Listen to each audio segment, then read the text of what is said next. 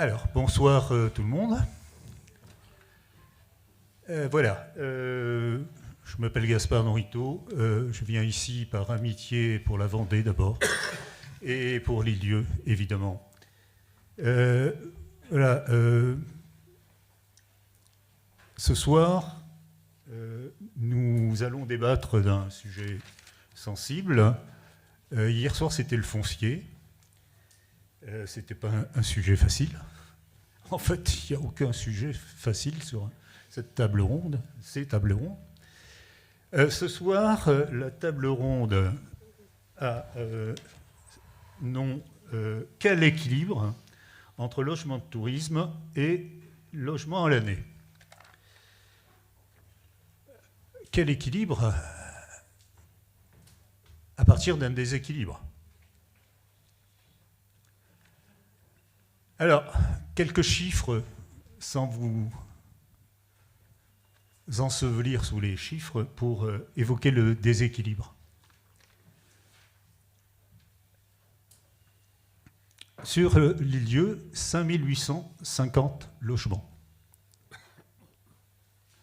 Soit, je le rappelle, je l'ai dit hier soir, mais bon, certains n'étaient pas là hier soir. Soit 500 de plus en 10 ans, 500 logements de plus en 10 ans. Et plus de 68% en 40 ans. 40 ans, ça a l'air très loin, mais en fait, c'est les années 80, c'est presque hier.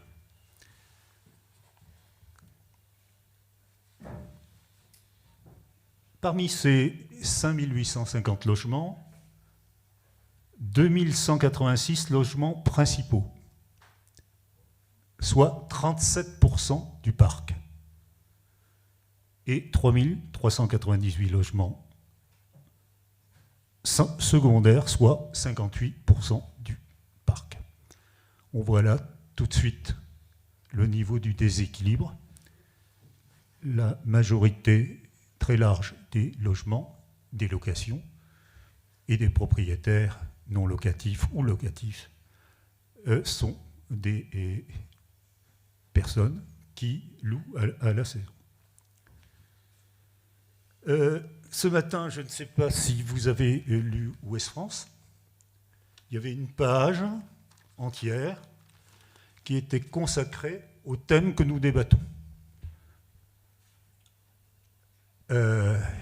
Étaient interrogés des acteurs de terrain, des littoraux vendéens, pas de l'île-dieu, des littoraux vendéens, mais aussi des personnes vivant à l'intérieur. Et il en ressort quoi? Il en ressort une grande faiblesse de l'offre de logement qui met à mal les activités économiques et génère une grande frustration de la part notamment des jeunes générations et des personnes qui n'ont pas les moyens de vivre tout près de l'eau. Alors, les prix, Ouest France l'a évoqué ce matin, flambent partout, et particulièrement dans les îles qui, comme le dit bien Madame la maire de Bangor, qui est une commune de Belle-Île, qui sont devenus des territoires convoités par les touristes, convoités par les investisseurs, etc. Le prix moyen d'acquisition au mètre carré sur l'île-dieu est de 4 127 €. Il est en Vendée de 2 000 €. Vous voyez un peu le delta. Et aujourd'hui, il est difficile d'acquérir un bien à moins de 500 000 € sur l'île. Bien, cette semaine, nous n'avons pas de solution toute faite, pas de baguette magique. C'est ensemble que nous allons essayer de trouver des solutions plus ou moins pérennes pour que l'avenir soit celui d'une île vivante toute l'année, si possible, avec des services et des commerces et de l'artisanat, etc. Tout secteur qui permette à une île de vivre vraiment. Monsieur le maire, est-ce que cet objectif de la semaine du logement, vous l'exprimeriez de la même manière que moi? Oui, tout à fait. J'en profite que vous me donniez la parole pour faire comme hier, remercier un peu tous ceux qui ont participé à l'élaboration de cette semaine du logement, hein, que ce soit les services municipaux, les organismes qui ont répondu présents, des associations aussi, les intervenants, vous, Monsieur Norito, d'avoir aimablement accepté d'animer ces débats. L'objectif de cette semaine du logement, c'était de pouvoir déjà dire la complexité de ce qui se cache derrière le logement, entre de la construction, du prix de l'immobilier, de la rénovation de l'habitat. Il y a beaucoup de thématiques et c'était bien de pouvoir s'en imprégner, de faire un petit peu état de ce qui est fait aujourd'hui, mais aussi d'avoir ces tables rondes et puis de pouvoir échanger tous ensemble sur les solutions qu'on peut mettre en œuvre. Et ça, c'est pas seulement la commune qui le porte, même si la commune a des moyens, mais c'est voilà, de partager ensemble cette vision qu'on a des lieux. Je crois qu'on martèle depuis des années un objectif qui est de maintenir une population de 5000 habitants à l'année. Et le logement est une clé de ce maintien de cette population de 5000 habitants à l'année. Donc c'est un peu l'objectif de cette semaine du logement, d'échanger autour de tous ces objectifs. Hier, on a fait le foncier. Aujourd'hui, voilà, sur cet équilibre entre logement permanent et logement non permanent. Et demain, ce sera échanger autour d'expériences avec les autres îles. Donc voilà, c'est un peu l'idée de partager ensemble, de construire ensemble les solutions, mais d'être tous avec le même niveau de réflexion, savoir un peu ce qui se fait pour qu'on puisse débattre sereinement autour de toutes ces questions. Bien, merci Monsieur le maire. C'est un débat, c'est-à-dire qu'il ne va pas être circonscrit comme hier soir si certains sont venus. La parole sera aussi à la salle et je souhaite que la salle s'exprime librement et avec tout le temps nécessaire. Je voudrais rapidement présenter les personnes qui sont autour de moi ce soir. Bruno Noury, évidemment le maire, qui est avec nous. Emmanuel Maillard, son adjoint à l'économie. Monsieur Jacques Decker, le président d'Adéquat Vendée. Vous nous expliquerez ce que c'est et quel est l'objectif, monsieur Decker, de votre organisme sur l'île-Dieu comme ailleurs, mais surtout sur l'île-Dieu. Un propriétaire qui loue à l'année, monsieur Bertrand Guillot.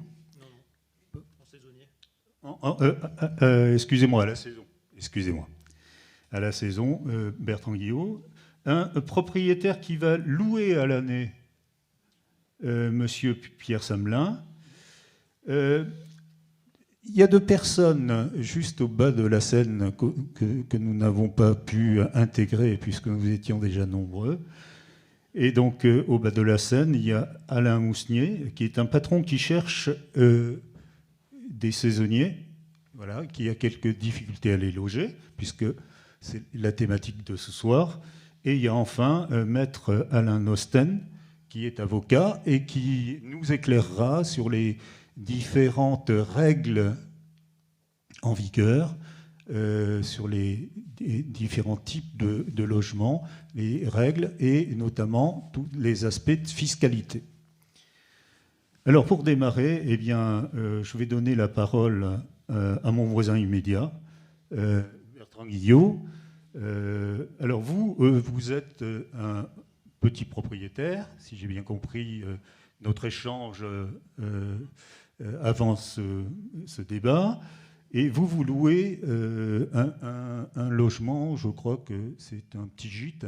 Hein, oui, voilà. Est-ce que vous pouvez prendre le micro, le tourner vers vous et nous dire, voilà, qu'est-ce que vous faites et pourquoi vous avez choisi de louer à la saison? Ouais, mon parcours est simple. Moi, je n'ai rien choisi du tout, en fait. J'ai acheté une maison où il y avait une annexe qui était déjà aménagée en location. Donc, cet achat de maison, au départ, présentait cette annexe. Et dans notre tête, à mon épouse et moi-même, c'était juste un complément pour accueillir des amis ou de la famille supplémentaire. Point final.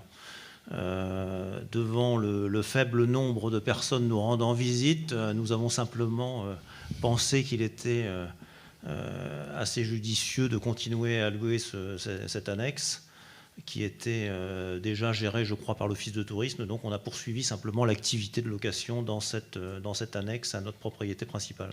Voilà. D'accord. Et toute petite annexe pour 2 personnes. Donc avec un petit espace extérieur et puis voilà. Que vous gérez directement. Que je fais gérer par l'Office de tourisme. Moi, ça. je ne gère rien du tout. D'accord. J'accueille les gens au bateau. Je rends le local à peu près présentable pour les gens au fur et à mesure qu'ils se présentent et je les raccompagne au bateau. Voilà. Et vous louez quelques semaines par an? On loue la saison, l'été. D'accord. D'accord. Voilà. Très bien. Eh bien, on a évoqué, et puis d'autres dans la salle évoqueront leurs expériences. Hein, vous aurez la parole tout à l'heure. On a évoqué la location saisonnière, qui est la location principale, hein, je le rappelle. Monsieur Pierre Samelin, vous êtes, je crois, gérant de société, et vous avez un projet pour permettre à des gens de l'île d'habiter à l'année sur notre île. Est-ce que vous pouvez nous expliquer un petit peu votre projet? Oui, en fait, on a un terrain de famille et on envisage de créer des logements, 6 ou 7 logements pour louer à l'année. Parce que vu la problématique aussi bien qu'on nous rencontrons pour du personnel, quand on recherche, qu'on recrute du personnel qualifié.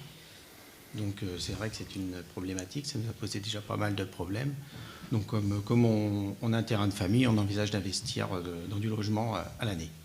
C'est ça, vous allez au moins créer 5 logements sur une parcelle familiale. Voilà, c'est un terrain de famille, donc une parcelle familiale. Donc on va créer, oui, 5-6 logements, je pense.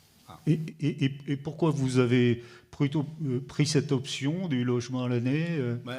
J'ai des enfants aussi qu'on voit que la difficulté à se loger sur l'île quand on veut rester travailler. Donc on a quand même pas mal de personnes et de salariés aussi qui sont dans ce cas-là, qui ont du mal à rester sur l'île du fait du manque de logement. Donc, et puis aussi, c'est notre île. Si on ne veut pas qu'elle meure, il faut aussi privilégier les gens à l'année. Ok. Bon, ben on aura l'occasion d'en reparler. Hein. Le débat se poursuit. Parmi les intervenants qui sont au bas de la scène, il y a Alain Mousnier, qui est pâtissier, que tout le monde doit connaître sur l'île Dieu, que j'avais connu il y a quelques années lorsque nous faisions ensemble les insulaires. Et Monsieur Mousnier, j'aimerais que vous nous expliquiez un petit peu ce que vous avez qualifié de galère à non seulement trouver du personnel, vous en cherchez tous les ans une vingtaine, si je me souviens bien notre propos, mais aussi la galère de leur trouver un logement. Est-ce que vous pourriez nous expliquer ça, s'il vous plaît? Oui, complètement. Est-ce qu'on pourrait donner un micro à monsieur? J'ai le micro. Ah, vous l'avez. Très bien. Oui, complètement. Comme disait Pierre, c'est un petit peu le même problème. Hein. Bon, une saison, c'est pas des gens qui arrivent tout d'un coup, qui repartent tout d'un coup. Une saison, ça se prépare et tout. Donc forcément, pour préparer cette saison, il nous faut des gens. Trouver des gens, c'est compliqué. Hein. On n'a pas la manne en fait d'ouvriers qu'il nous faudrait sur l'île Dieu. Donc moi, je forme beaucoup de gens. Et après, quand j'ai pas de personnel qualifié, je vais les chercher sur le continent. Donc il faut s'y prendre un petit peu à l'avance. Donc en fait, l'année dernière, si je vous explique un petit peu la chose, donc je commence à préparer ma saison très tôt. Dès que arrive le 31 août, je repense à l'autre saison d'après. Je dis qui c'est qui travaille, qui c'est qui revient pas et tout ça. Bon. Ça se fait. En novembre, je commence à avoir des demandes de boulanger. Quand j'en ai eu deux en novembre, donc j'étais content. J'ai 2 boulangers, super. Et tout, donc boulanger, je dis bah oui, moi ça m'intéresse et tout, mais j'ai pas de logement. Bon ben comment on fait et tout, ben je te prends. Il n'y a aucun souci, je vais me débrouiller pour le logement. Donc cherche à droite, à gauche, machin, nanana, demande et tout, jamais de logement, il n'y a pas de logement. J'avais trouvé par de bouche à oreille et tout, un gars qui lâchait un petit appartement, un appartement sur le port. Donc j'ai été discuter avec lui et tout ça. J'ai appelé le propriétaire il dit ah non, moi je loue pas à des saisonniers, ils cassent tout, machin et tout, c'est pas possible. Donc la solution que j'avais trouvée, je dis ben moi je vous le loue et puis en fait ma maison ben, je vais la mettre en colocation quoi en fait. Donc j'ai 3 chambres et tout, je peux loger 3 personnes quoi. Donc j'étais vachement content parce que j'ai un petit terrain, j'ai mes poules, j'ai mes chats, mes machins et tout. Et je me retrouvais dans un appart sur le port à se dire ben c'est cool quoi, je vais passer un super été. Génial. Donc je fais affaire avec mon boulanger, je lui dis bah, combien que c'est, parce que forcément bah, c'est quand même gage de savoir combien il va payer son loyer, s'il va s'en sortir pour sa saison. Je lui dis bah, ce sera 500 € plus avec les charges.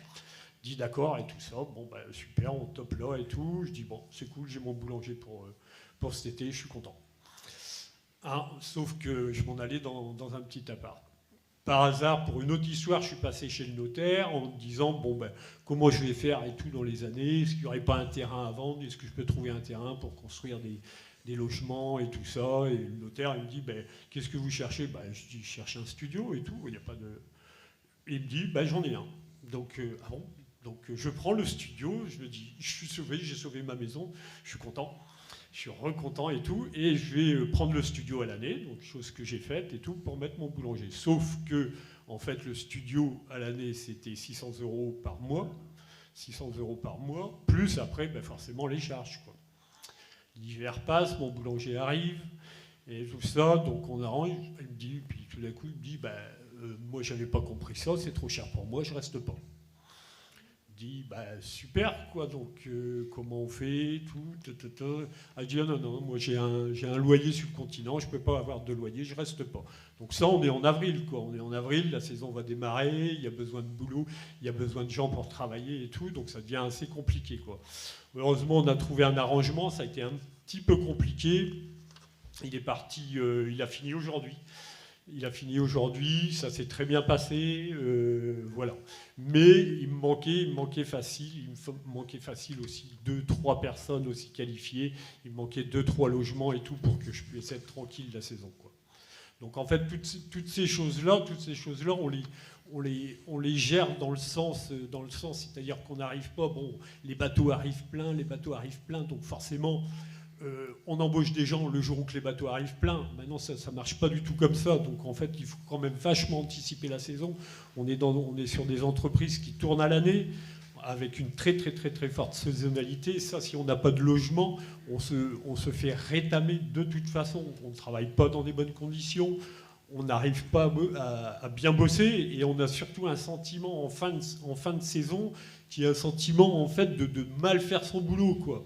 D'être crevé déjà, de se faire chier toute l'année, de bosser comme des tarés et tout en plein été, parce que toutes nos journées sont minimum 12h, 14h, dans des conditions quand même effroyables, chaleur, machin, speed, circulation, machin, des trucs et tout que je pense qu'il y a peu de gens qui peuvent imaginer.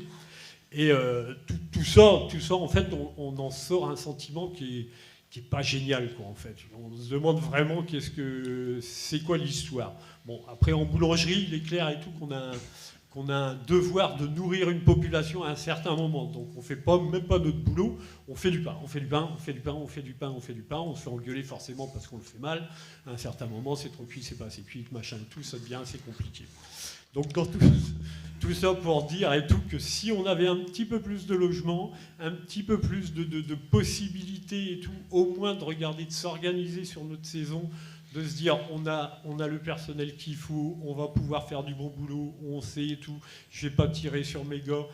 Il faut savoir aussi que en fait, sur ces 2 grosses saisons, hein, on a perdu 2 personnes aussi qui étaient à l'année en disant mais non, mais moi je vis pas des choses comme ça, quoi, c'est pas possible, quoi. Donc en fait, ce problème de l'enjugement a des répercussions qui sont quasiment infinies. Et en fait, on passe facile l'hiver à trouver des solutions pour pouvoir bien travailler, quoi. Monsieur Mousnier, merci. Je ne vous coupe pas la parole. Hein. Mais je pourrais en causer pour vous aurez l'occasion de vous exprimer, si vous le souhaitez, tout à l'heure. Monsieur Maillard, on a entendu l'intervention de Monsieur Mousnier, mais j'ai cru comprendre que Monsieur Samelin vivait des choses peut-être pas similaires, mais rapprochant, hein, concernant la difficulté à loger les salariés ou les apprentis, que sais-je, je ne sais pas, hein, vous nous direz ça. Monsieur Maillard, est-ce que vous entendez, vous qui êtes adjoint chargé de l'économie, est-ce que vous entendez ce discours de la part des chefs d'entreprise ? Ah oui, on l'entend actuellement partout. Alors on l'entend pour les saisonniers, je ne vais pas revenir là-dessus, on l'entend pour les gens qui cherchent des employés à l'année. C'est-à-dire que là, il y a, je ne sais pas la proportion, mais il y a une grosse population d'entreprises qui cherchent des gens à l'année, donc ils offrent des CDI, et ces CDI-là ne sont pas pourvus parce qu'il n'y a pas de logement. Et dans le bâtiment, enfin moi j'ai une entreprise dans le nautisme, il me manque une personne actuellement, je ne la trouve pas sur Lidieu, et quand je fais appel à l'extérieur, en fait j'ai que des gens, on bute sur le logement, quoi, clairement.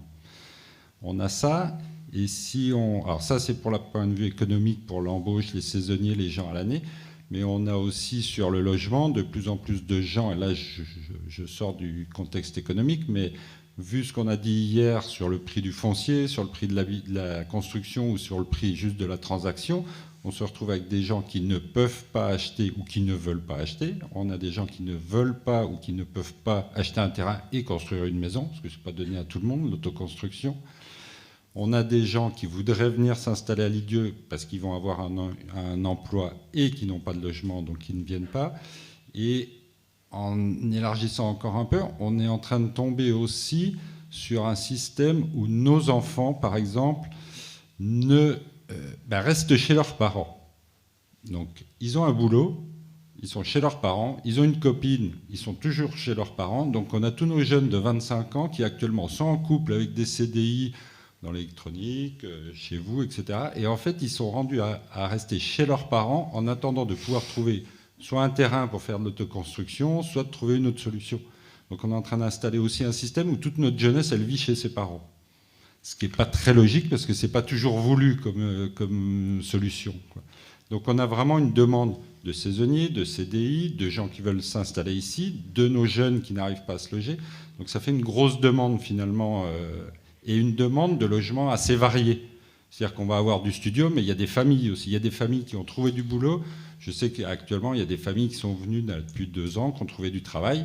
Avec leurs enfants, ils sont dans des studios à 4 avec leurs enfants, quoi. Les parents, ils ont, je sais pas, 35 ans, 40 ans, ils ont les deux un CDI et ils dorment dans leur salon, quoi. Ils ouvrent le clic-clac le soir. C'est des gens qui, on se dit, dans 2 ans, ils vont repartir. Si on leur trouve pas quelque part une solution, c'est des gens qui repartiront de l'île-Dieu, quoi. Merci, Monsieur Maillard. Bon, peut-être que ces exemples qu'on vient d'entendre concernant des salariés qui ont des difficultés à se loger, des patrons qui ont des difficultés à trouver des employés, parce que si on ne loge pas les employés, c'est mort, comme disait M. Mousnier. Est-ce que dans la salle, il y a des expressions où on a parlé aussi de l'allocation saisonnière à l'année? Emparez-vous du sujet si vous le souhaitez. Vous pouvez vous exprimer. Est-ce qu'on peut passer un micro? Il y a des personnes qui veulent s'exprimer? Bonsoir tout le monde. Bonsoir. Donc je vais être peut-être invitée à la table ronde, mais du coup c'était c'était discuté avec Florence, ça s'est pas fait comme ça. Moi, pour vous dire que j'ai essayé d'apporter une solution aux jeunes saisonniers qui viennent faire des saisons sur l'île-Dieu, donc du continent, voire même de l'île-Dieu. J'ai proposé une chambre chez l'habitant, voire 2, et je pense que c'est aussi une solution facile. Moi, je trouve que c'est un lien de solidarité, parce que c'est des loyers qui coûtent pas cher. Les jeunes, quand ils viennent faire des saisons, ils ont des salaires de 1100, 1200. Je fais clairement pas cher du tout, c'est-à-dire que je suis à 250 à 300 euros par mois, charges comprises. Donc après, c'est une organisation interne. C'est des contrats, ça se déclare, c'est légal. Et ça se fait en fait dans les grandes villes où les étudiants trouvent des familles pour chambre étudiante. Donc ça se fait aussi à l'île-Dieu. Alors, ce que j'ai constaté, c'est que peu de familles le font. On sait quand même sur l'île-Dieu qu'il y a beaucoup de familles des îlets, qui ont des maisons avec des chambres. Enfin, les enfants sont partis. Voilà, je pense que c'est quelque chose qui pourrait être développé. Moi, je sais que ça fait des années que je le fais. Ça fait presque 10 ans. J'ai rencontré pas mal de patrons qui m'ont remercié d'avoir pu loger leurs saisonniers dans des conditions confortables. Et puis, il faut aussi accepter d'avoir des personnes un peu étrangères chez soi, mais derrière, ça a créé du lien social. Enfin, j'ai encore des contacts avec des gens qui sont passés il y a 10 ans. Je l'ai fait aussi pour l'école des pêches, parce que c'est aussi un problème pour l'école des pêches. Des personnes qui viennent faire des formations, qui ne trouvent pas de logement, ou alors pareil, comme tu disais Alain, c'est des gens qui ont un loyer ailleurs, ça peut être des adultes aussi, des personnes de tout âge à l'école de pêche. J'ai accueilli des personnes de 50 et quelques années en reconversion. Donc, ils ne peuvent pas un loyer mensuel de 500 euros plus un loyer sur le continent, c'est juste pas possible, quoi. Donc voilà, je propose ça, et puis j'ai vraiment envie que ça se développe sur l'île-Dieu, donc je suis prête à expliquer mon expérience aux personnes qui seraient intéressées. Et j'ai des exemples de contrats que j'avais demandé à des personnes qui font ça sur le continent pour des étudiants. Et du coup, c'est clair, les règles sont claires, et globalement, ça se passe bien. D'ailleurs, j'ai une personne qui est partie aujourd'hui, qui était au Navigateur, qui finissait sa saison. Donc voilà, vraiment, j'encourage les gens à se lancer. Bien. Il y en a dans la salle intéressés? Je cherche. Alors, Monsieur Fessard Bon, il peut peut-être s'exprimer, le monsieur, s'il est intéressé. Simplement une question. Vu l'exemple énoncé par Laure, je me demande, est-ce qu'au niveau des représentants des employeurs, par exemple l'UCA, il n'y aurait pas moyen d'organiser quelque chose, de mettre en place un genre de plateforme de réservation, de champs de chapitre comme ça? Est-ce que les employeurs mutualisent leurs efforts pour faire avancer les choses? Monsieur Samelin, non? Vous n'avez pas de réponse? Monsieur Mousnier ou d'autres employeurs qui sont dans la salle, qui sont interpellés? Non.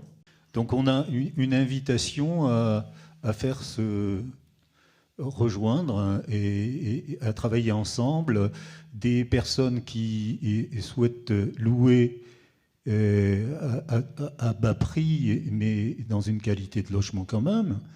Et puis les employeurs, peut-être que là, il y a un créneau, une idée qui mérite d'être approfondie aux acteurs de terrain, de donner un prolongement. Qu'est-ce que vous en pensez, vous, monsieur le maire? Oui, je crois que c'est intéressant de pouvoir avoir une action commune. Je pense que l'expérience de Laure, elle est intéressante, et je pense qu'il faut diffuser. J'espère que ça va donner des idées à d'autres. Voilà, nous, on a aussi la plateforme de rénovation de l'habitat. Enfin, on a des réflexions entre nous en se disant, si les gens font une chambre chez l'habitant, est-ce qu'on n'aiderait pas un peu plus, parce qu'on fait une petite aide, mais voilà, on pourrait peut-être aller plus loin pour inciter encore davantage à aller dans ce sens-là. Je pense qu'on a intérêt à le faire. Enfin, on parlait des chiffres tout à l'heure, on l'a évoqué hier soir. 2200 logements à l'année, c'est 2,3 habitants par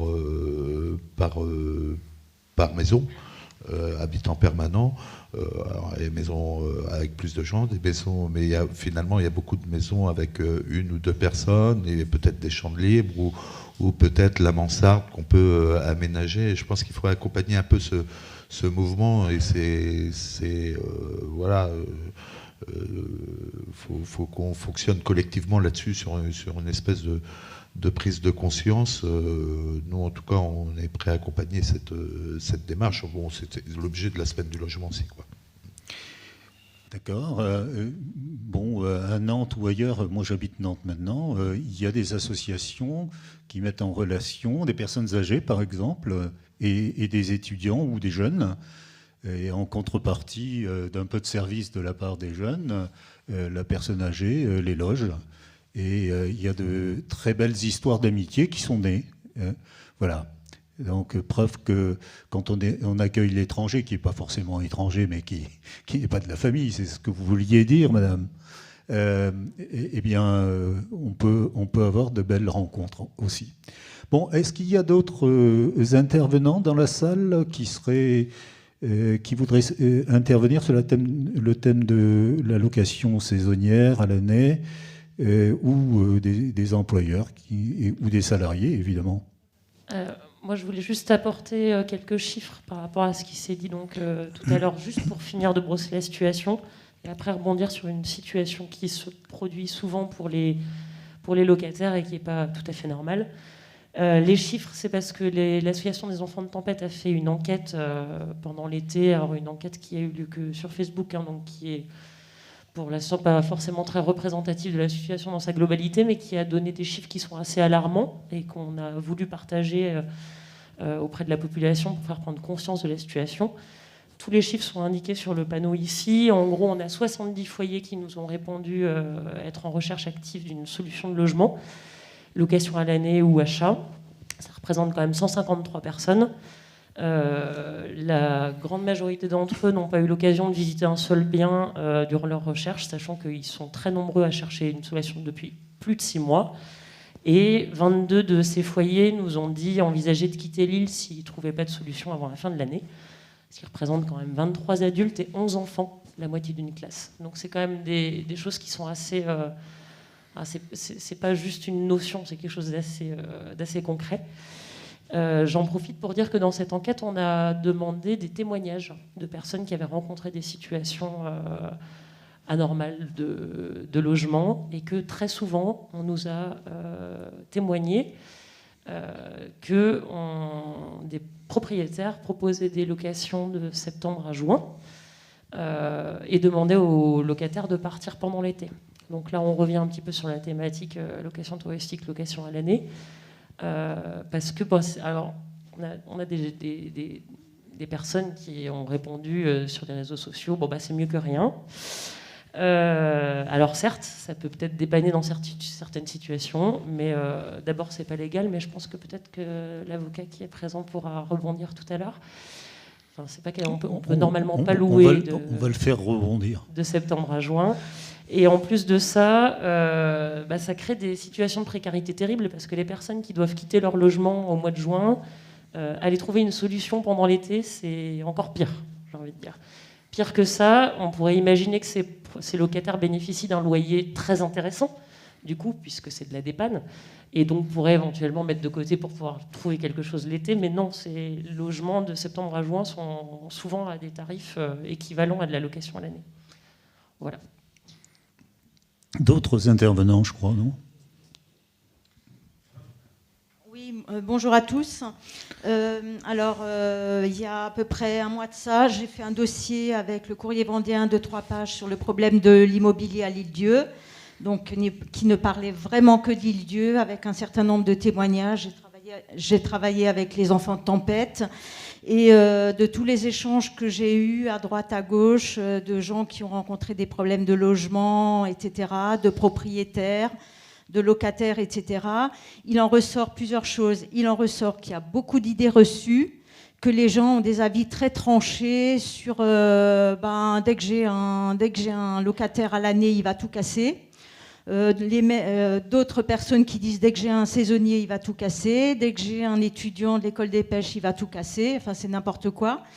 Ça, c'est parmi les idées reçues. Il en ressort aussi une chose qui est vraiment prégnante à mon avis, c'est que les gens n'ont aucune idée de ce qui est possible juridiquement en termes de location. Il n'y a aucune connaissance de ce qui est possible.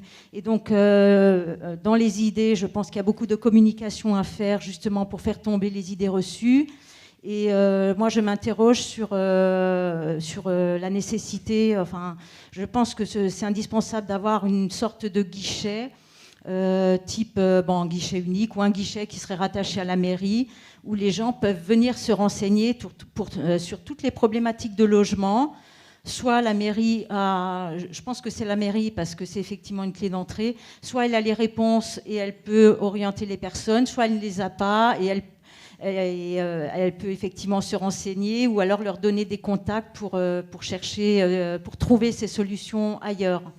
Mais je pense que c'est indispensable. Et je voudrais ajouter une chose, j'ai travaillé avec le guichet unique de l'Île-Dieu pour un projet personnel.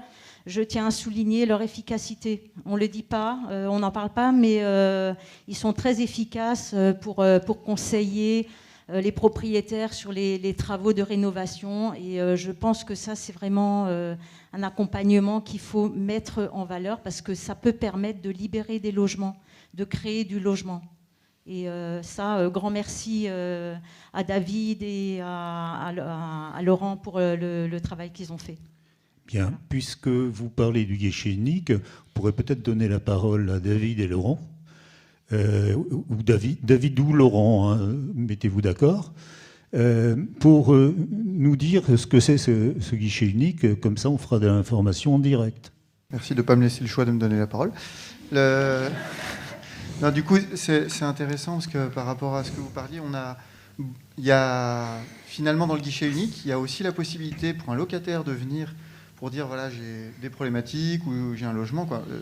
Le guichet de l'habitat, c'est bien l'habitat existant. Donc on est sur l'habitat et la rénovation. Il n'y a aucun locataire qui vient. Ça fait 2 ans et demi qu'on accompagne. On est là depuis même plus longtemps. Il n'y a aucun locataire qui vient et ceux qu'on rencontre, on discute.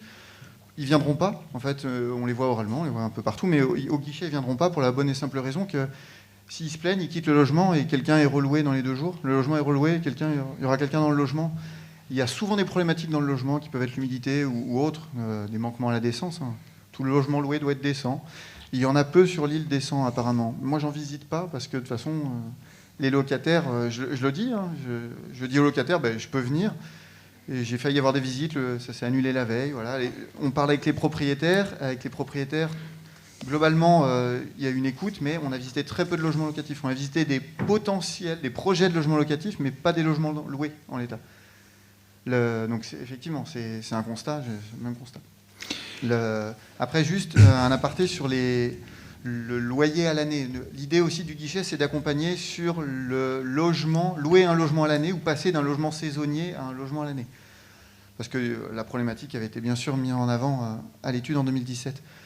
Aujourd'hui, c'est vraiment des cas par cas, donc c'est impossible de donner des chiffres, mais le logement à l'année, le fait de conventionner un logement à l'année, on peut bénéficier, 1, de subventions sur les travaux, 2, d'un abattement fiscal pour louer le logement. En fait, on ne déclare qu'une partie des loyers qu'on loue.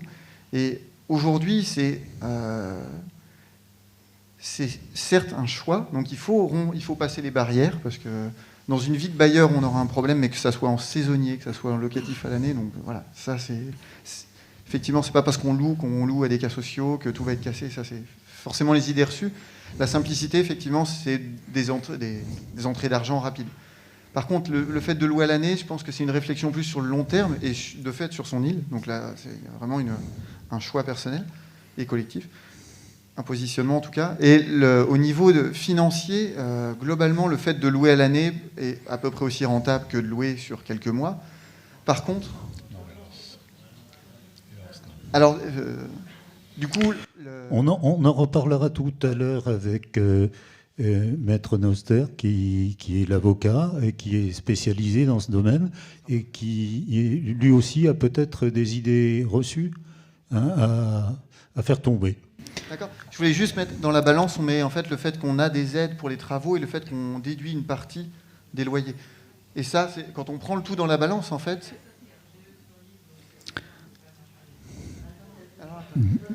Oui. Il y a plein de questions, mais en tout cas, il ne faut pas mettre seulement le loyer dans la balance quand on fait le saisonnier et logement à l'année. C'est tout un ensemble, en fait. Maître Nosten nous en parlera. Hein. Je lui donnerai la parole dans quelques instants. Et puisque vous avez abordé la question du logement indécent, avez-vous dit, il y a aussi des logements, des locations sauvages, etc. Et il y a Monsieur Decker qui est sur la scène, Jacques Decker, qui est président d'Adéquat Vendée. Et vous, votre souci, Monsieur Decker, c'est de faire monter le niveau des locations, des meublés. Je crois que vous avez et des chambres d'hôtes. Hein, aussi, oui. Voilà. Est-ce que vous pouvez nous dire quelle est votre mission, quel est votre combat ? Alors effectivement, Adéquat Vendée, association départementale qualité du tourisme en Vendée. Donc on a 2 missions essentielles, c'est la qualité des offices de tourisme, puisque nous sommes l'ancienne union départementale des offices de tourisme. Donc nous travaillons avec les offices de tourisme depuis la nuit des temps, depuis qu'ils existent, et notamment en Vendée, puisque ça a été une des premières unions départementales créées en France. Et avec le conseil départemental, on a décidé de se spécialiser sur la qualité, puisque les offices de tourisme sont de plus en plus autonomes sur la formation, etc. Donc voilà, on s'est concentré sur la qualité donc ce sujet qualité, qui vient effectivement contrebalancer la quantité, je vais y revenir, mais la qualité des offices de tourisme dans le classement et la qualité des hébergements. Et au niveau des hébergements, il y a un sujet que vous n'avez pas abordé, ni les uns ni les autres, jusqu'à présent, effectivement, c'est... alors on va appeler ça Airbnb pour faire simple, hein, mais c'est bien plus vaste que ça. Mais effectivement, c'est les gens qui jouent pas le jeu. C'est-à-dire que c'est un peu du sauvage. Alors, c'est dû à la révolution numérique. Hein. Évidemment, le numérique est de plus en plus puissant, de plus en plus facile, accessible, etc. Et donc, c'est tellement facile maintenant d'avoir son site Internet ou d'avoir sa propre promotion de quoi que ce soit, hein, on le voit bien dans tous les domaines, mais notamment dans l'hébergement, effectivement. Et donc, aujourd'hui, on est confronté à des gens qui louent sauvagement. Donc, quand je dis sauvagement, ça veut dire qu'ils ne le déclarent pas en mairie, donc pas de taxe de séjour, pas de taxes autres.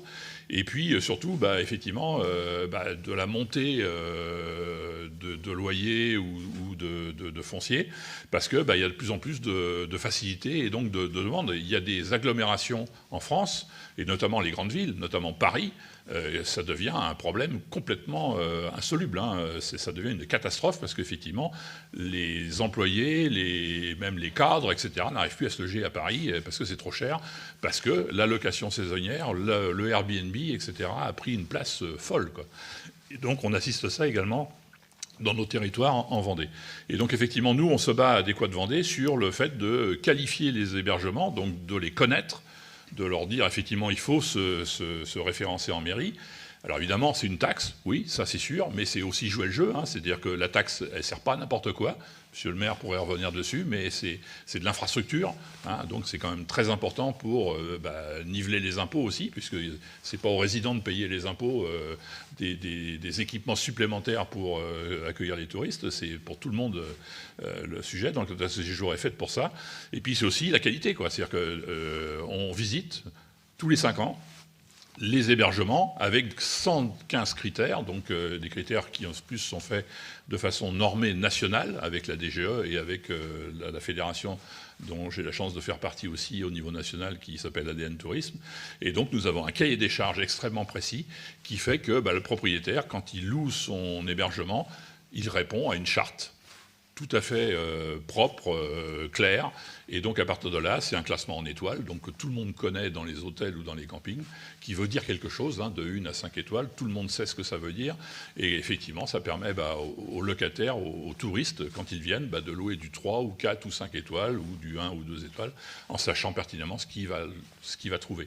Donc c'est aussi, si vous voulez, une garantie pour la destination touristique, hein, et c'est important parce qu'effectivement, moi, je pense qu'on va aller vers trop de tourisme et ça va poser d'énormes problèmes. On est déjà un peu dedans, mais ça va continuer à s'accélérer.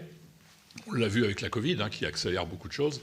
Et donc, effectivement, il va falloir faire attention maintenant au tourisme de masse, qui devient vraiment un tourisme problématique, avec tout ce que ça génère comme soucis de développement durable, etc.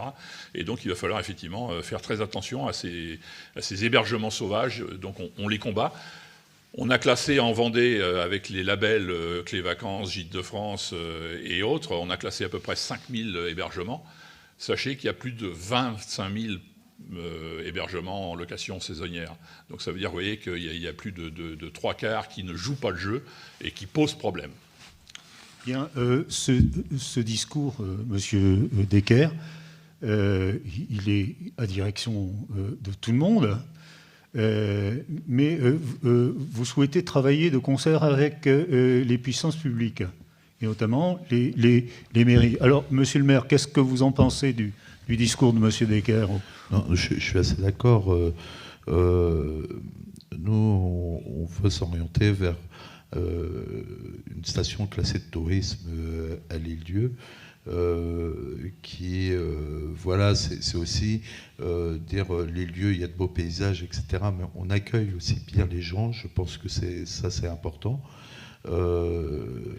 C'est insupportable de penser que voilà, certaines locations saisonnières sont finalement des taudis. Ça, c'est vraiment insupportable. Ça ne sert pas l'île-Dieu.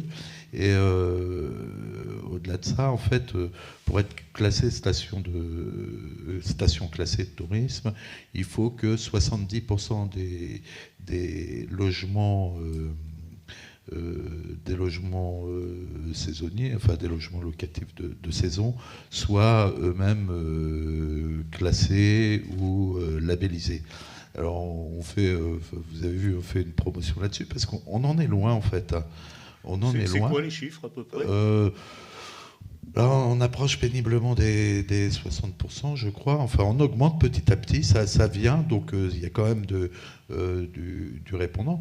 Alors qu'on dit un logement classé, c'est pas faire du luxe, c'est juste que voilà, qu'il y ait un nombre de verres et de fourchettes suffisant, qu'il y ait des draps, etc. Enfin, c'est de ce niveau-là. Et derrière, en fait, c'est si la commune devient station classée, elle va percevoir en direct, donc c'est un impact financier, les droits de mutation à titre onéreux, concrètement ce qu'on appelle les frais de notaire. Aujourd'hui, on n'en perçoit qu'une partie. Si on devient station classée, on en reçoit la totalité. Et voilà, aujourd'hui, c'est 100 à 150 000 euros par an. Si on les perçoit en totalité, c'est plutôt aux alentours de 450 à 500 000 euros par an. Et ça, c'est votre projet Oui, parce que ça va permettre à la commune d'avoir plus de moyens et donc voilà, de contribuer à un ensemble de choses sur l'île. Mais je crois que là aussi, c'est du collectif. C'est-à-dire que je loue en saison, si je classe mon logement, je participe au collectif de l'île. C'est-à-dire que quand je loue, finalement, je profite de la destination, parce que c'est facile, on va le dire. Les infrastructures. Mais le retour, c'est je me classe pour permettre à la commune de financer un ensemble d'infrastructures. Après, concernant Airbnb, on peut avoir des pistes de solutions. Je ne sais pas, Manu, peut-être tu peux les évoquer. C'est-à-dire que pour l'instant, on était dans l'incitatif au niveau du locatif saisonnier, c'est-à-dire on incite depuis plusieurs années, soit avec des exonérations, soit on prend en charge les frais du classement, etc. On incite les gens à venir à faire le classement et ça marche parce que ça augmente chaque année. Ceci dit, on a toujours ce problème d'avoir une partie de locatif qui est sauvage, donc on ne sait pas combien finalement, on peut juste estimer qu'il y a tant, mais ces gens-là, on ne les voit pas, donc ils ne participent pas à l'effort de guerre non plus. Donc on arrive peut-être au bout de l'incitatif et dans les dispositions qui existent, c'est-à-dire le changement de droit d'usage, où à un moment donné, la commune oblige toute personne qui loue à venir s'inscrire, à avoir un numéro d'enregistrement qu'il déclare à la mairie. Et donc là, on passe à un système où on va connaître tous les gens qui louent. Donc ça nous donnerait déjà une idée du parc réel. Et derrière, ça veut dire aussi que celui qui ne veut pas jouer le jeu, il commence à être de plus en plus isolé et en danger. Donc là, ça va nous permettre de connaître le parc et en plus de faire rentrer cette manne d'argent qui est un argent qui va être distribué à la collectivité. Donc ça, c'est une des pistes qu'on a de ces dernières semaines à travailler sur le logement. Et en allant plus loin, c'est-à-dire que même ces plateformes Airbnb, finalement, elles aussi, elles sont de plus en plus contraintes par des réglementations. Et donc, si on délibérait dans ce sens, ne pourraient louer sur ces plateformes que les gens qui auraient ce numéro. Oui. C'est-à-dire que les plateformes ne les accepteraient pas si c'est le numéro. Voilà, c'est une piste de réflexion qui est intéressante. On n'a pas délibéré aujourd'hui. Je pense que c'est important d'échanger autour de ça. C'est-à-dire que est-ce qu'on devient plus contraignant sur le locatif sauvage pour servir soit du qualitatif saisonnier, soit du locatif à l'année. Mais voilà, avant de l'imposer, je pense que c'était bien aussi de pouvoir échanger là-dessus. Monsieur le maire vient de poser une question, peut-être autour de cette table. Certains veulent y répondre. Et dans la salle, qu'est-ce que vous en pensez de l'interrogation de monsieur le maire? Est-ce qu'il faut être plus, on va dire, plus sévère avec les locations sauvages, de basse qualité, etc. J'ai 3 interventions. Allons-y. Oui, bonsoir.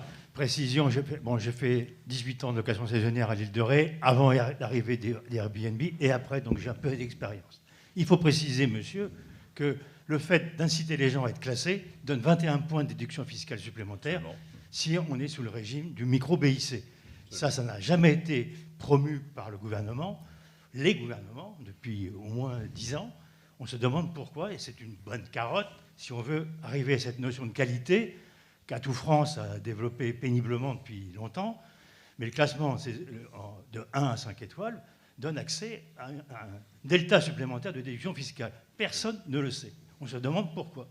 Alors, il ne faut pas s'étonner qu'il y ait du sauvage aussi. Et si on ne fait pas le travail de pédagogique, on a les résultats qu'on mérite au bout d'un certain nombre d'années. On va demander dans quelques instants à notre ami avocat comment il voit la situation et comment quel jugement il a à l'égard des idées reçues, à savoir qu'il vaut mieux louer à la saison que louer à l'année.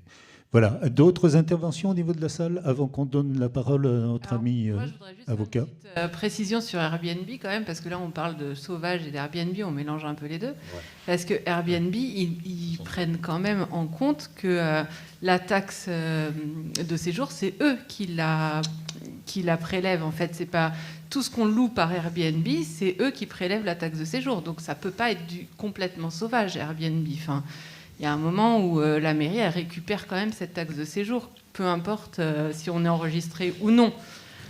Je vois mes voisins alors, après, immédiats. Dans ce cas-là, comment ça marche, si c'était parfaitement ça, madame, ce serait bien. Mais ce n'est pas tout à fait ça.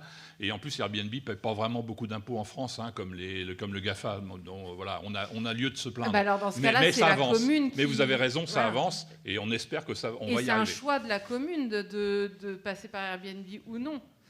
Moi, j'étais dans des communes avant où je louais. Non, mais pas Airbnb, la taxe de séjour. Moi, j'étais dans des communes avant où je louais, ou même si je louais sur Airbnb, c'est moi qui versais la taxe de séjour à la mairie quand même. Quoi. En fait, ça, là, Monsieur le maire, pour un peu corroborer vos propos, pour pas qu'on se méprenne, c'est-à-dire que Airbnb n'est pas toujours très regardant sur si les gens, les gens intègrent bien la taxe de séjour dans le prix. Alors, ils ont eu des obligations sur les grandes villes. Maintenant, ça tend à se normaliser. petit à petit, tant mieux. Mais, oui, d'accord, mais dans ce cas-là, je veux dire, on ne peut pas mettre sur le propriétaire et sur le loueur le fait que ce ne soit pas payé. Enfin, je veux dire, nous, on est quand même en règle au niveau... c'est pas tout à fait la question. C'est si vous louez par Airbnb et puis que vous intégrez votre taxe de séjour, voilà, tout va bien. Mais pendant des années, Airbnb ne regardait pas si les gens intégraient bien cette taxe de séjour. C'était plus ça le problème. C'est pas tant qu'ils la reversent pas, parce qu'en fait, ils la reversent, bien sûr, mais c'est que les gens la déclaraient pas et donc eux l'intégraient pas, quoi. Et après, donc la deuxième chose, c'est au niveau du classement. Moi, je suis complètement d'accord sur le fait de classer nos logements, etc. Enfin, ça, jusque-là, il n'y a aucun souci. Par contre, c'est vrai que c'est un coût. Enfin, il faut quand même dire ce qui est. Alors, pour les saisons... On le prend en charge à 100%.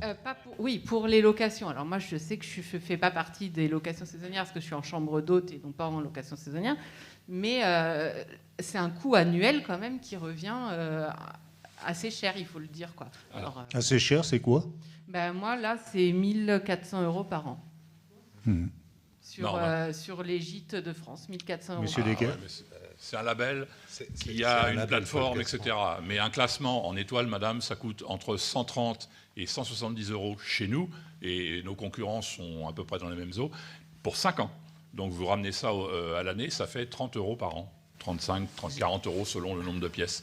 Donc non, c'est pas un coût élevé par rapport à ce que ça amène.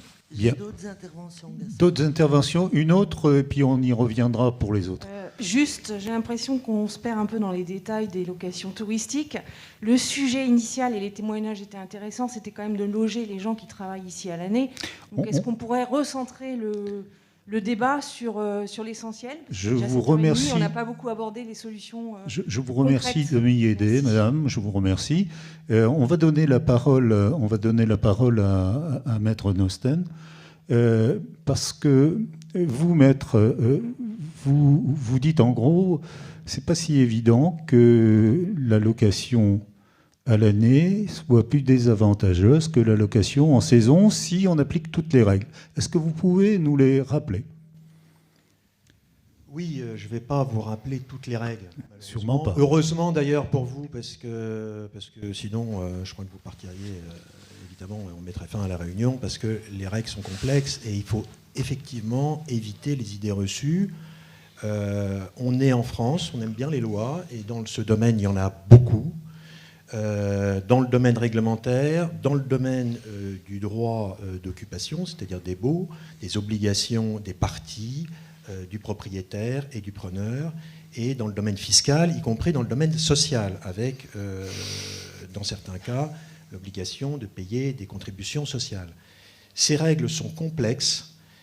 J'ai entendu beaucoup de choses, et c'est vrai que ça met en œuvre des problématiques juridiques qui sont très diverses, puisque en fait on a entendu une préoccupation. Alors les préoccupations fondamentales, c'est l'accès au logement. Alors il y a quand même deux préoccupations qui sont distinctes. L'accès au logement des personnes qui sont là de manière saisonnière, et donc qui appellent une réponse finalement d'un bail saisonnier. Donc on n'a pas de problématique juridique, on a simplement une problématique d'a priori. J'ai entendu tout à l'heure, mais effectivement, ces gens qui viennent travailler, etc., s'ils ne sont pas comme il faut, et donc ils vont nous s'apprendre. Mais je dirais, sur le plan juridique, eux ont un besoin de location déterminée pendant la saison, a priori, ils ne restent pas à l'année. Et puis, il y a la problématique qui est différente sur un plan juridique, qui est celle des personnes qui vont rester à l'île-dieu, qui n'ont pas forcément les moyens ni de s'acheter une maison, et on comprend compte tenu des chiffres qu'on vient d'entendre, et ceux-là ont un besoin de se loger à l'année. Alors, tout à l'heure, j'ai entendu effectivement parler du bail à l'année qui apparaissait comme le Graal pour ces personnes-là. Donc, commençons par elles, effectivement, et revenons un peu au texte, parce qu'il ne faut pas tout mélanger, et il faut bien avoir dans l'idée que la législation est très complexe et très touffue, et que pour arriver à y voir clair, il faut s'y pencher. Il ne faut pas hésiter à demander éventuellement à un un spécialiste ou un conseil, un notaire, des explications, parce que les situations peuvent être piégeuses, c'est-à-dire qu'on peut se retrouver dans des situations un peu désagréables où finalement, eh bien, on n'est pas exactement dans les clous, ni au niveau social, ni au niveau fiscal. Alors, pour ce qui est du logement à l'année, il faut quand même rappeler, puisqu'on parlait tout à l'heure du bail de 1 an, et on a parlé aussi, madame qui représentait l'association des enfants de Tempête, disait les baux interdits, cette pratique qui consiste à ne proposer un bail que du mois de septembre au mois de juin, et puis après de laisser la place aux touristes pour avoir des locations plus chères. Effectivement, on a parlé de bail interdit. En fait, ce qu'il faut déjà envisager sur le plan législatif, c'est que lorsqu'on donne un bien, une maison ou un appartement en location, le bail de droit commun, c'est un bail de 3 ans.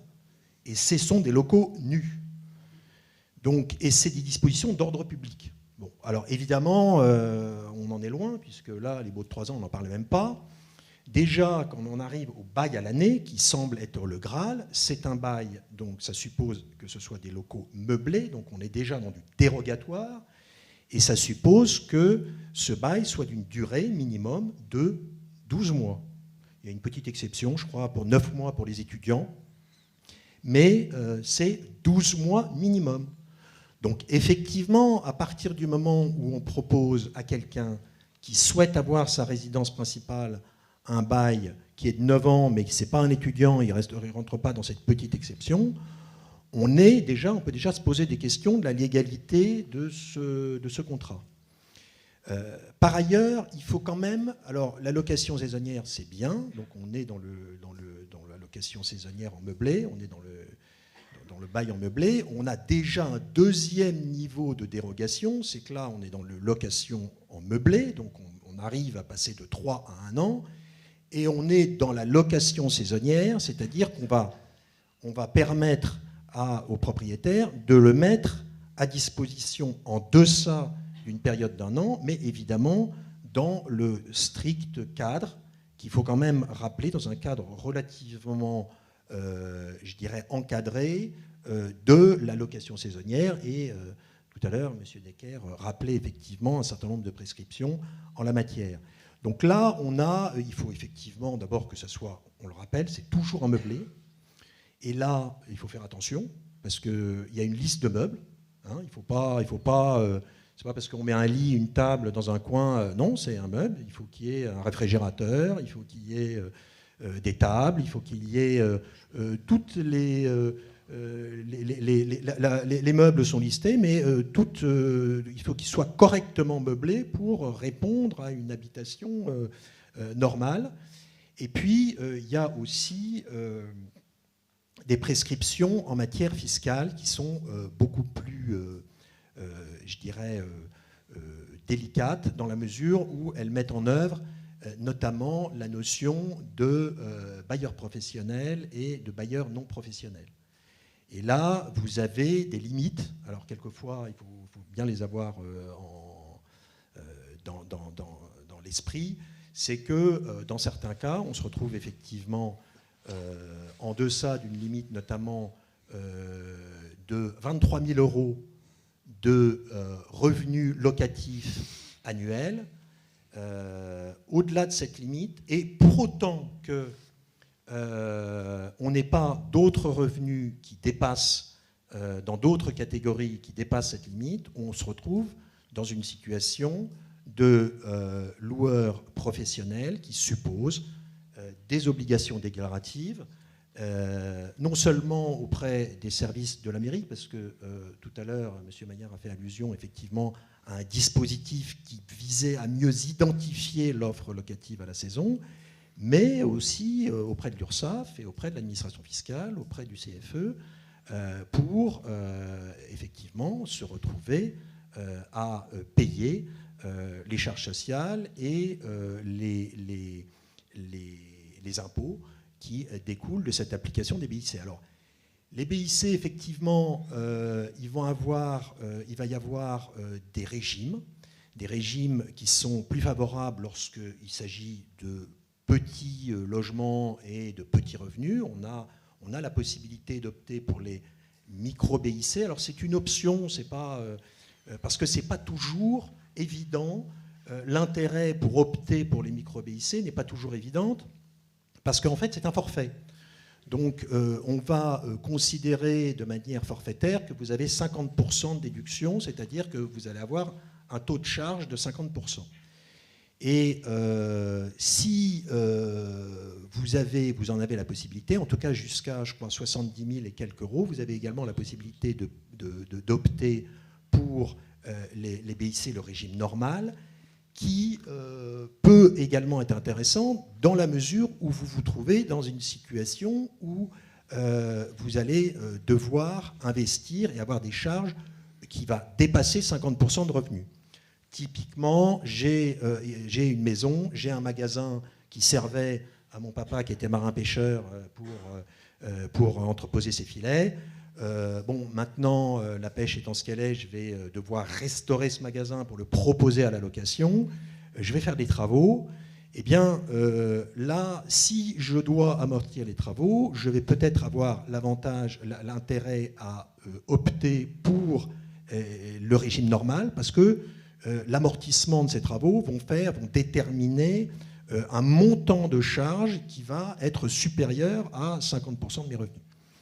Donc, on a des règles. Et au-delà, évidemment, au-delà des 70 000 euros, là, on n'a plus le choix. On est forcément dans le régime normal. On a intérêt, effectivement, à bien appréhender ces types de règles parce que, sur le plan fiscal, lorsque on prend un peu trop de liberté avec ces règles et ces prescriptions, on peut se retrouver effectivement à avoir des difficultés, des ennuis et même des redressements qui, jusqu'à présent, parce que, je dirais, la pression n'était pas celle qu'elle était, et puis c'est vrai qu'on n'était pas encore à l'ère du numérique, et puis à l'île-Dieu, on n'était pas encore tout à fait en France, on n'a pas forcément vu de retour de bâton à cet égard. Mais ce qu'il faut savoir, c'est que maintenant, avec la numérisation croissante et les obligations déclaratives croissantes des contribuables, que sont les propriétaires, on peut avoir des risques. Et comme, par définition, les volumes dont on parle augmentent avec la pression immobilière, on peut maintenant, ce qui a été ne sera pas forcément plus, c'est ce qui va être. Et donc, le propos est, à l'instar de l'expérience qu'a fait valoir tout à l'heure, le projet qu'a fait valoir tout à l'heure M. Samelin en créant un projet pour faire une proposition locative à l'année, en fait, une analyse précise des tenants et des aboutissants de la mise sur le marché d'un bien locatif démontre que ce n'est pas si évident que ça et que le projet de M. Samelin n'est pas seulement un projet militant, mais c'est un projet qui peut être cohérent, c'est-à-dire de louer à l'année ou de louer même pour 3 ans dans le cadre d'un bail normal. Il y a également des dispositifs. On reste dans les revenus fonciers, c'est-à-dire qu'on échappe à un régime BIC qui peut être avantageux si on reste dans les petites quantités, mais qui est quand même très contraignant en termes de charges sociales et en termes de déclaratifs. Là, on reste dans les revenus fonciers, pour autant que ce soit une personne physique qui fasse l'investissement. Et on peut également bénéficier de certains avantages, ce qui fait qu'au final, il peut y avoir une alternative à la location saisonnière on peut envisager effectivement la location à l'année et a fortiori la location à 3 ans, pour autant qu'on regarde précisément les choses et qu'on fasse un peu attention au retour de bâton qu'il peut y avoir si on n'est pas complètement dans les clous par rapport aux prescriptions fiscales, sociales et législatives. Maître, si j'ai bien compris, après tous ces considérants, vous plaidez pour un bail à 3 ans et vous dites c'est pas si évident que la location à l'année, soit la moins opportune. Et lorsque on s'est entretenu dans la perspective de préparation de ce débat, vous m'avez dit ce mot qui, à mon avis, illustre bien le propos. Tout ça, tous ces considérants, eh bien, ça permet de redonner des couleurs à l'alternative de location à l'année. C'est ça, maître ? Oui, monsieur Norito, il ne faut pas se voiler la face. Il y aura toujours effectivement un marché très important et un intérêt de la location saisonnière. Ce que je veux dire par là, c'est qu'effectivement, lorsque on s'abstrait d'a priori un peu trop facile, on peut trouver un intérêt à faire des locations à l'année ou à faire des locations, et qu'il peut y avoir une alternative à la location saisonnière. Il peut y avoir une alternative intéressante pour rentabiliser le patrimoine. Ce qu'il faut quand même prendre en considération, c'est que la situation qui a été gérée à Paris n'est pas du tout la même. Ici, on est sur une île. Il y a eu des pressions immobilières, mais la problématique n'était pas la même. Ici, on est sur une île, on a l'avantage de la proximité, et que souvent, la défiance vis-à-vis de la location à l'année ou la location à une personne qui va être saisonnier a trait au fait que on se dit, alors, sur le saisonnier, c'est forcément quelqu'un qui va pas nous respecter notre logement, alors qu'en réalité, l'expérience montre qu'un touriste peut très bien également mal se comporter avec le logement. Et en ce qui concerne la location à l'année, la grosse problématique était mais comment, si jamais il ne veut pas partir, comment on le fait partir ? Ça, c'était une problématique parisienne. Et c'est vrai qu'on a tellement encadré le bail de droit commun de 3 ans qu'on se dit, mais est-ce que... Et c'est vrai que si on va devant un tribunal judiciaire et qu'on est, je dirais, dans cette problématique, en plus avec le fait que pendant l'hiver, la trêve hivernale, on ne peut pas expulser, on en a forcément pour 1 ou 2 ans, et quelquefois, on a des propriétaires qui se sont retrouvés dans des situations difficiles. Je ne suis pas sûr que cette problématique, qui est une problématique de grande agglomération, puisse se transposer à l'île-Dieu. C'est-à-dire que par rapport aux candidats de location à l'année, on est quand même sur une île où il y a de la proximité, tout le monde se connaît, on a une solidarité, on est souvent le propriétaire habite là, etc. Donc il y a quand même, je dirais, moins de cette problématique d'anonymat qu'il y a dans les grandes agglomérations n'est pas forcément aussi évidente. Donc effectivement, pour vous rejoindre, il y a pour ceux qui ont des biens immobiliers, il y a une réflexion à avoir sur le sujet et ne pas partir tête baissée sur la location saisonnière. La location saisonnière va toujours exister, mais de pouvoir envisager également la location à l'année ou a fortiori la location, et bien évidemment la location aussi d'ordre commun. Maître, merci beaucoup. Je pense que votre propos est éclairant. Maintenant, rééquilibrer, ça veut dire répondre aux besoins des personnes qui sont sans logement ou qui veulent entrer dans un parcours résidentiel, répondre aux besoins des entreprises. Lorsque j'ai échangé avec les intervenants de ce soir, certains ont dit qu'il n'y a pas assez de logements sociaux, il n'y a pas assez de studios, il faudrait peut-être des foyers de jeunes travailleurs, il faut que les puissances publiques, parce qu'il n'y a pas que la mairie, nous aident. Qu'est-ce qu'on peut faire ? Là, je m'adresse à monsieur le maire, je m'adresse à l'adjoint à l'économie. Qu'est-ce qu'on peut faire et est-ce qu'il ne faut pas faire plus ? Non, tu veux... En fait, pour rebondir sur ce qui a été dit et aussi quand on s'est fait interpeller sur le recentrage, je pense que ça va être un ensemble de pistes et de leviers. C'est-à-dire que quand on parle de la location saisonnière, on n'est pas hors sujet, puisque si on la cadre, si on l'encadre, si on la maîtrise mieux, et si on va expliquer, c'est-à-dire qu'il y a sûrement il faut qu'on mette en œuvre des explications et de l'accompagnement, on va peut-être pouvoir récupérer des logements qui sont en saisonnier, qui vont devenir des logements à l'année. On ne va pas en récupérer beaucoup, puisqu'en effet, on est une station touristique, on est un lieu de villégiature, il y a des gens qui ont des résidences secondaires qui louent, mais ils veulent pouvoir en disposer une partie de l'été. Il y a des gens qui habitent à l'année, qui ont un studio, mais ils vont louer de temps en temps parce qu'ils vont recevoir leurs enfants. Donc s'ils louent à l'année, ils ne peuvent plus recevoir leurs enfants parce que la maison est peut-être trop petite. Donc ces gens-là vont continuer à faire ce qu'il faut. Par contre, on peut peut-être aussi les accompagner pour qu'ils aient plus d'informations.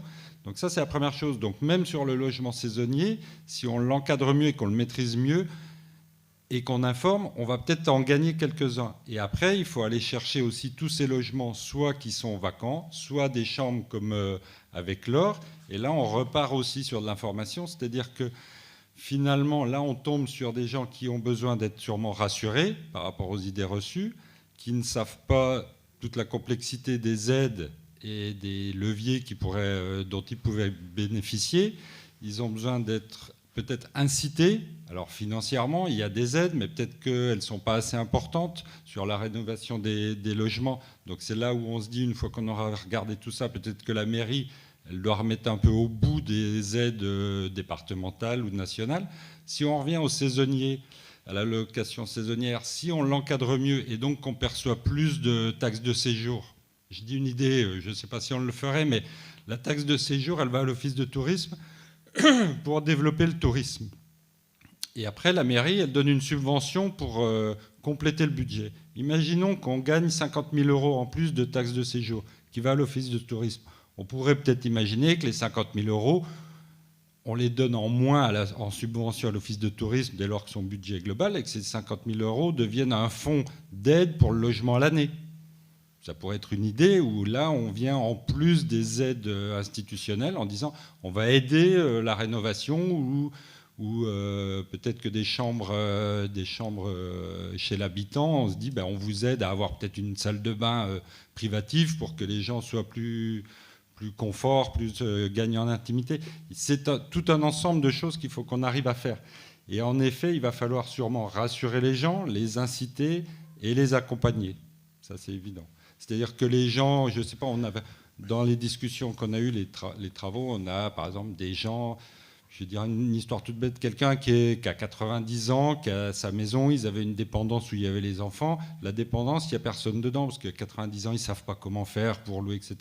Peut-être que nous, la mairie, on doit monter un service spécial, ou est-ce qu'il faut une agence, entre guillemets, agence immobilière dédiée au logement à l'année, en disant on va voir ces gens-là, on leur dit nous, on fait vos contrats, on vient faire l'entrée dans le bâtiment avec vous, à la sortie du contrat, on sera là.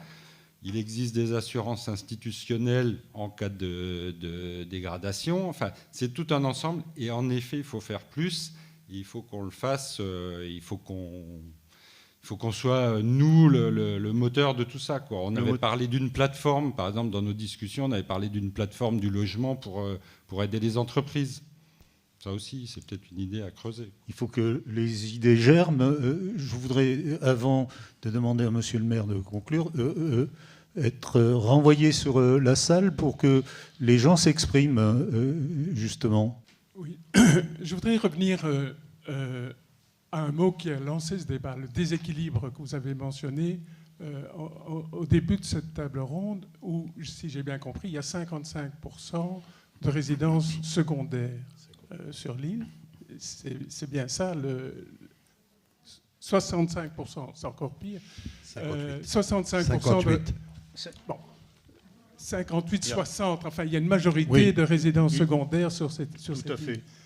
Alors, d'abord, quelle est l'origine de cette résidence secondaire? Ce sont des propriétaires de l'île, des habitants de l'île, des îlets, qui ont vendu à cette population. Ça, c'est une première chose. Donc, est-ce que sur cette réalité-là, est-ce que les pouvoirs publics ont une possibilité de réduire ce type d'alimentation de la résidence secondaire. Parce que avec les prix qui explosent, ben, les propriétaires d'origine vont avoir de plus en plus tendance à vendre leurs biens, et la proportion de 65% deviendra 80% d'ici quelques années. Voilà, premier point. Deuxième point, si on regarde cette population de résidents secondaires, ce sont des gens qui ont été attirés par l'île, qui aiment y venir, qui aiment en profiter, mais c'est à titre secondaire. Donc pour leurs loisirs, pour leurs vacances, pour les loisirs de leurs enfants, de leurs proches, etc. Et donc la location à l'année, pour cette population-là, n'est pas une solution, évidemment, parce qu'ils souhaitent avoir la disponibilité de leurs biens. D'autant plus que lorsqu'ils la louent, que ce soit par Airbnb, qui est une plateforme qui doit être réglementée, mais où, comme le disait une intervenante précédente, les taxes sont prélevées et reversées automatiquement à la mairie, voilà, c'est aussi une solution de facilité, évidemment, pour ces résidents secondaires de louer quelques jours, quelques semaines par an. Et leur motivation, pour ceux qui louent, parce qu'il y en a beaucoup qui sont résidents secondaires et qui ne louent pas du tout, parce qu'ils ont les moyens de supporter l'imposition et les frais qu'entraîne l'entretien d'une résidence secondaire. Pour les autres, la seule motivation, c'est de couvrir les frais et rien d'autre. Il ne s'agit pas d'en faire un revenu, il s'agit simplement de couvrir les frais d'entretien et les taxes qui sont prélevées. Voilà. Donc, pour en revenir au déséquilibre, je ne vois pas du tout comment cette population de résidents secondaires qui alimente quand même le tourisme, qui est une source de revenus principale pour l'île, peut être une solution pour la location annuelle. Je ne le vois pas. Bien. D'autres intervenants avant que nous demandions à Monsieur le maire de conclure? Bonsoir.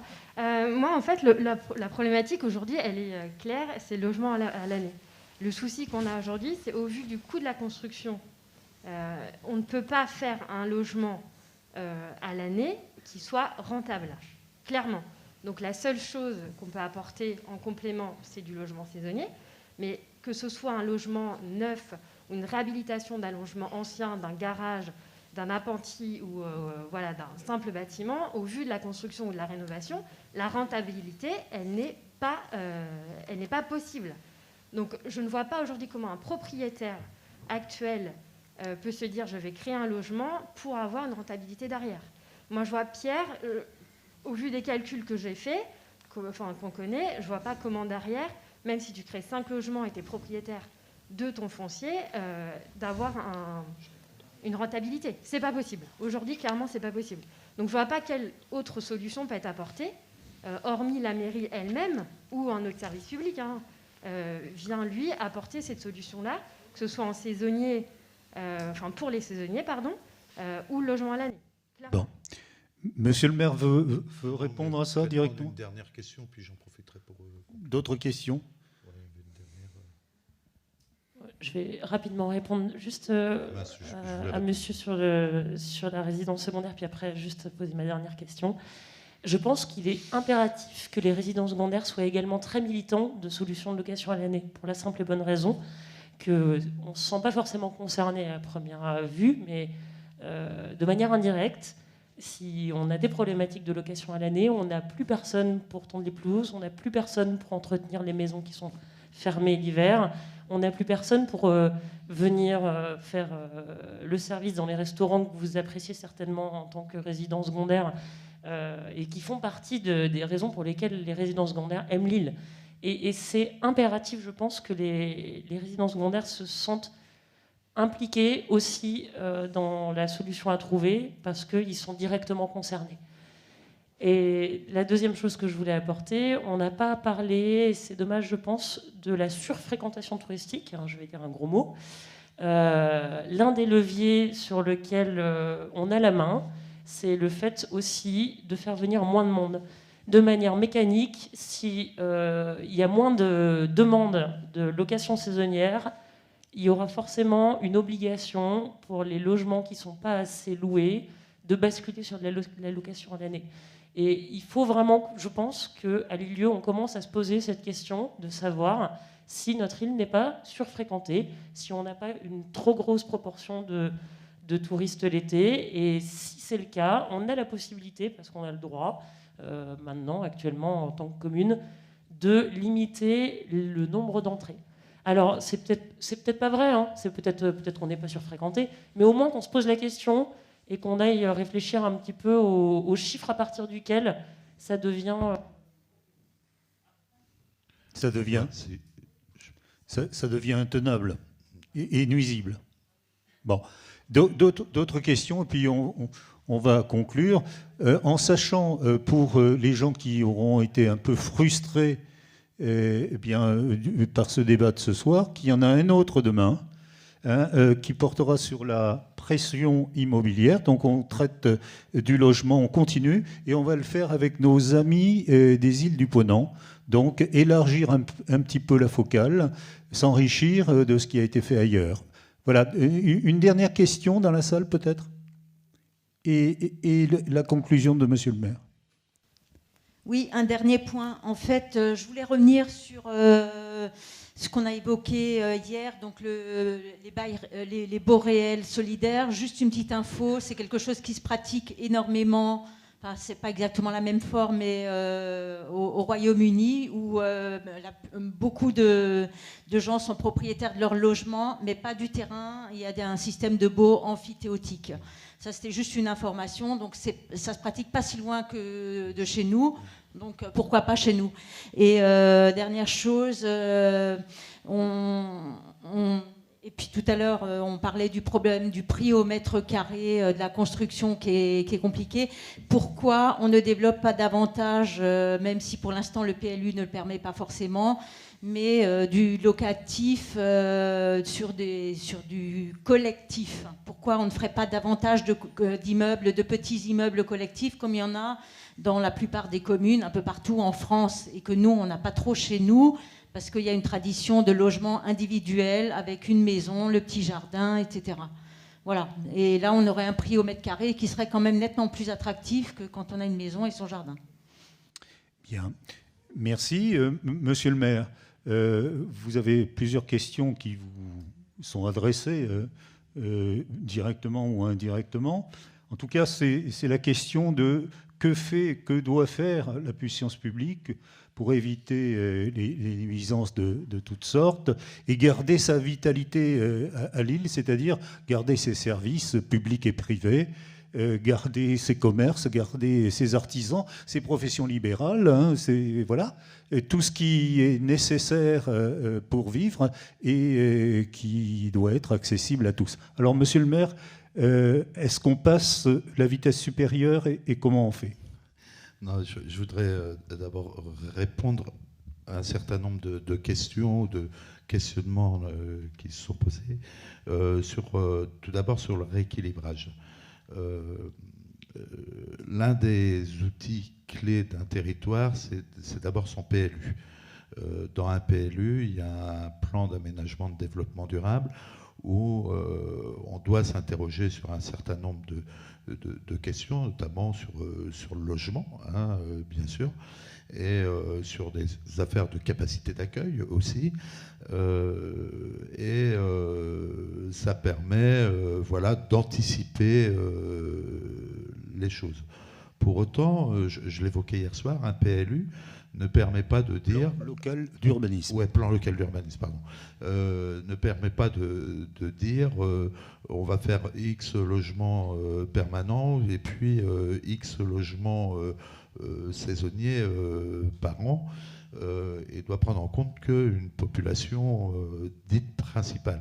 Donc, en fait, un PLU, il ouvre pour permettre le maintien de la population. Il n'empêche que n'importe qui peut acheter, et finalement, l'objectif de base est mis à mal. Néanmoins, bon, on a un historique aussi sur l'île, voilà, et c'est compliqué de complètement contrecarrer les choses.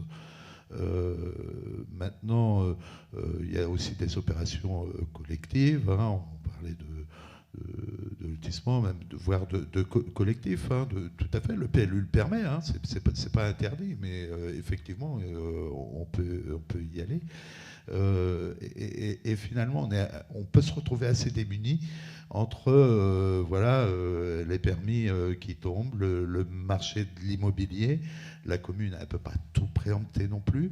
Donc voilà, donc les équilibres, l'institution va contribuer à afficher des choses, mais je pense que c'est aussi collectivement qu'on est capable de le faire.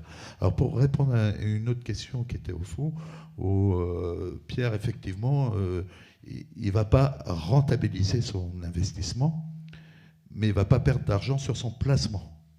Et ça, c'est pas neutre. C'est-à-dire que Pierre, sur ce capital qu'il va investir sur ses logements, il pourrait l'investir ailleurs. Il pourrait l'investir dans, je sais pas, des actions, des choses comme ça, etc. Là, il investit dans de l'immobilier à l'île-dieu. Ça ne va pas perdre de valeur. Néanmoins, oui, bien sûr, il rentabilisera jamais son investissement. Mais la source de revenus issus de ce capital placé, finalement, n'est pas si déconnante que ça, quoi. Mais ça change de paradigme. Avant, on achetait de l'immobilier pour retomber sur nos pattes au bout de 20 ou 25 ans. Ouais, c'est peut-être beaucoup moins le cas aujourd'hui. Alors là-dessus, on a d'autres outils aussi qui sont des dispositifs nationaux. Alors, je viens là-dessus, hein, je devrais refermer le débat, je l'ouvre.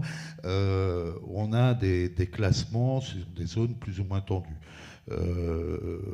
Classement, quand on est en A, c'est secteur hyper tendu, B1 c'est bien tendu, B2 c'est moyennement tendu, et C c'est pas tendu. Je vous la fais courte, donc nous on est en B2, ce classement. Moi j'avais été au ministère du Logement il y a quelques années pour militer pour passer en B1. Alors, ça veut dire que vous ne pouvez par exemple pas faire de la loi Pinel. C'est ça, hein, qui c'est permet de louer. Hein, alors au départ du classement, on était dans les dispositifs, alors c'était pas Pinel à l'époque, c'était autre chose, où on pouvait en faire. Finalement, la loi Pinel est venue dessus, et c'était plus que ouvert au B1. Je vous la fais courte, hein, parce que ça change assez souvent, on peut y perdre notre latin. Finalement, sur le B2, on pourrait peut-être déroger. Alors, on a interrogé les services préfectoraux. Je remercie Viviane de nous avoir mis la puce à l'oreille. Mais pour pouvoir en bénéficier, parce que à l'instar de Pierre, il y a beaucoup de gens à l'île-dieu, des résidents permanents, des entrepreneurs, des résidents secondaires, qui seraient prêts à investir pour faire du locatif, certes sur quelque chose qui sera pas, qui ne permettra pas de rentabiliser le capital investi, mais le capital, il est là, c'est un bâti, mais qui permettra de faire du locatif à l'année sur plusieurs années. Voilà, c'est un ensemble de questions. Et puis, juste pour finir, on parlait de guichet unique de l'habitat, et Manu a évoqué peut-être un guichet de l'habitat tout court. Je pense que c'est aussi une solution, parce qu'on voit bien...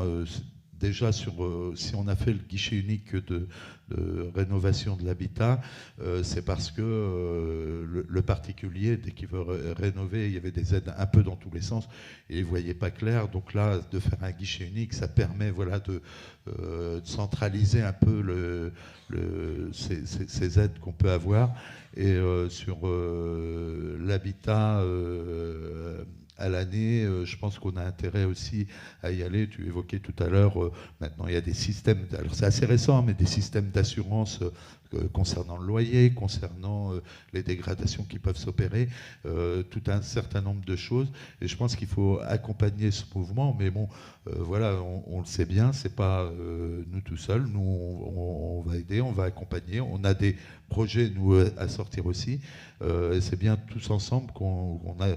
Je crois qu'on est tous animés par la même envie, c'est que notre territoire il continue de vivre, alors qu'on soit résident permanent, résident secondaire, on a tous envie que ce territoire il continue de vivre, et donc voilà, c'est tous ensemble qu'on arrivera à bâtir ces solutions. Bien, merci à tous, la salle, aussi bien que la scène, d'avoir été dans un climat, j'allais dire, très constructif. Et rendez-vous à vous toutes et tous demain à 18h30 pour le dernier débat qui élargira à l'ensemble des îles, mais qui parlera de l'île-Dieu, ne vous inquiétez pas. Si vous avez des questions que vous n'avez pas pu poser ce soir, posez-les demain soir. À demain. Merci.